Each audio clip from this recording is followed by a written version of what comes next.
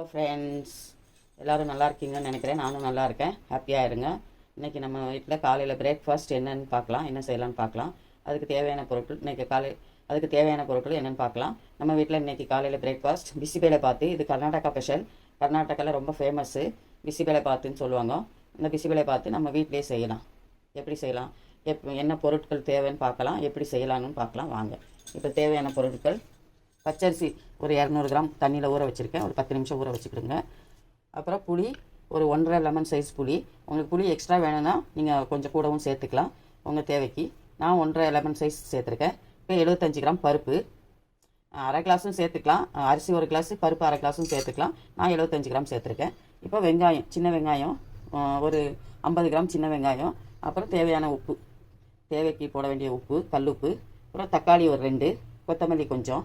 அப்புறம் carrot, beans, பட்டாணி, இது 3. வேறு எந்த காய்கறி இருந்தாலும் நீங்கள் சேர்த்துக்கலாம். அப்புறம் இது கொப்பரை தேங்காய்னு சொல்லுவாங்க. ட்ரை தேங்காய் வந்து ட்ரையாக இருக்கும். அந்த கொப்பரை தேங்காய் ஒரு 5-6 ஸ்பூன், 5 ஸ்பூன்னு வச்சுக்கோங்க. 5 ஸ்பூனு. கொஞ்சம் மஞ்சத்தூள், பெருங்காயம். அப்புறம் இந்த பிசிபேலை பாத்து பவுட்ரு நம்ம வீட்லேயே ரெடி பண்ணி வச்சுக்கலாம். வீட்டில் ரெடி பண்ண முடியலன்னா கடையில் பேக்கெட்டாகவும் வாங்கிக்கலாம். இதில் நம்மளுக்கு ஒரு 3-4 ஸ்பூன் தேவைப்படும் பிசிபேலை பாத்து பவுட்ரு. இது கொஞ்சம் கடைசியாக போடுறதுக்கு கொஞ்சம் வெல்லம். அப்புறம் மேலே சர்வ் பண்ணி சாப்பிட்றதுக்கு பூந்தி மிக்சர். இதுக்கு தேவையான பொருட்கள் இதுதான்.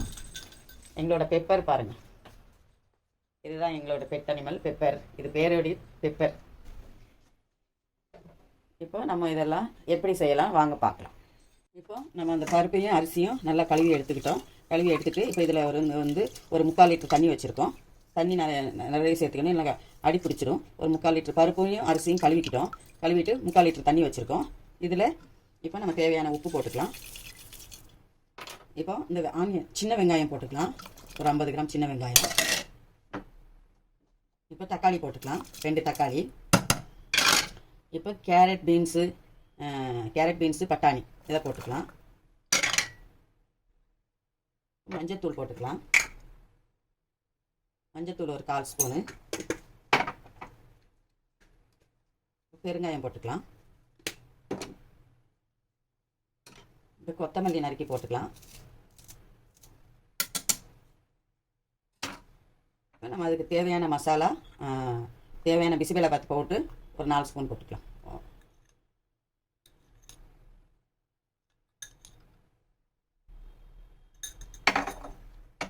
இப்போ புளியை கரைச்சி ஊற்றிக்கலாம். புளி உங்களுக்கு எவ்வளோ தேவையோ அவ்வளோ சேர்த்துக்குங்க. எனக்கு புளி கொஞ்சம் மீடியமாக இருக்கணும்னா 1.5 லெமன் சைஸ் போதும். கொஞ்சம் சுருக்குன்னு இருக்கணும்னா 2 போட்டுக்கோங்க. 2 லெமன் சைஸ் புளியை ஊற்றிக்கலாம்.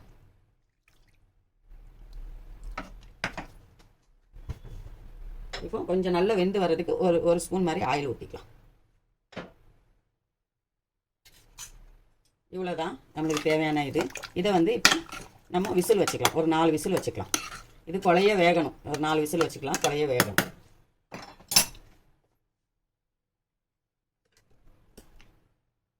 எல்லாம் போட்டாச்சு. இப்போ ஒரு 4 விசில் வச்சுக்கலாம்.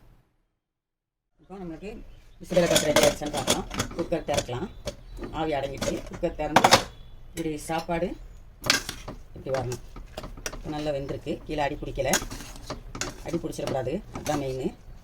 இப்போ நம்ம தேவைன்னா இதுக்கு கொஞ்சம் தண்ணி ஊற்றி ஊற்றிக்கலாம். தண்ணி ஊற்றி கொஞ்சம் குழைவான பக்குவத்தில் இப்படி ரெடி பண்ணிக்கணும். ஸ்டவ் ஆன் பண்ணிக்கோங்க.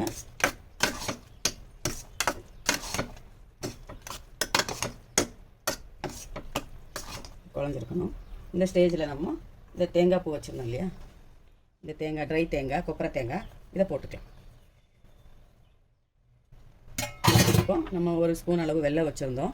இந்த வெல்லத்தையும் போட்டுக்கலாம். இதெல்லாம் சேர்க்கும் போது நம்மளுக்கு புளிப்பு, காரம், உப்பு 3மே நல்லா இருக்கும். புளிப்பு, காரம், உப்பு 3மே நல்லாயிருக்கும். நல்லா டேஸ்டியாக இருக்கும். நீங்களும் செஞ்சு பாருங்கள். இதுக்கு தாளித்து ஊற்றணும். இப்போ தாளிக்கலாம் வாங்க. தாளிக்கிறதுக்கு கடாயை வச்சுக்கலாம். இதுக்கு தேங்காய் எண்ணெய் ஊற்றினா நல்லா மணமாக வாசனையாக இருக்கும். தேங்காய் எண்ணெய் ஊற்றிக்கோங்க. ஒரு 3 ஸ்பூன் நெய் ஊற்றிக்கலாம்.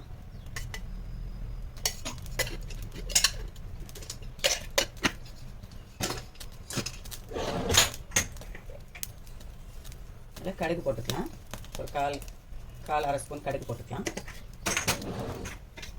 கடுகு வெடித்து வரும்போது இதில் முந்திரியும் சேர்த்துக்கலாம். முந்திரி வேணால் முந்திரியும் போட்டுக்கலாம். நான் முந்திரி போடலை.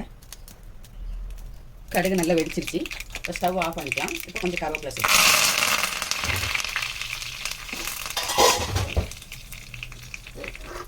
இப்போ தாளிச்சதை இதில் சேர்த்துக்கலாம். நம்ம கருவேப்பிலை, கடுகு, நெய், தேங்காய் எண்ணெய் ஊற்றி தாளிச்சது இதில் சேர்த்து இப்போ உப்பு இந்த ஸ்டேஜில் செக் பண்ணிக்கோங்க. நீங்கள் உப்பு இந்த ஸ்டேஜில் செக் பண்ணிக்கிட்டிங்கன்னா உப்பு தேவைன்னா உப்பு போட்டுக்கலாம். இப்போ இது பிசிபேளைபாத்து ரெடி. உங்களுக்கு பிடிச்சிருக்கான்னு பாருங்கள். பிசிபேளைபாத்து ரெடி. பிசிபேளைபாத்து எப்படி இருக்குன்னு பார்த்து கமெண்ட் பண்ணுங்கள், லைக் பண்ணுங்கள், ஷேர் பண்ணுங்கள், சப்ஸ்கிரைப் பண்ணுங்கள். நீங்களும் எப்படி இருக்குன்னு எனக்கு சொல்லுங்கள். இன்ஷா அல்லாஹ் உங்களுக்காக நான் துவா செய்கிறேன், எங்களுக்காக நீங்கள் துவா செய்யுங்க. இன்ஷா அல்லாஹ் அடுத்த வீடியோவில் பார்ப்போம். பிசிபேளைபாத்து ரெடி. அஸ்ஸலாமு அலைக்கும்.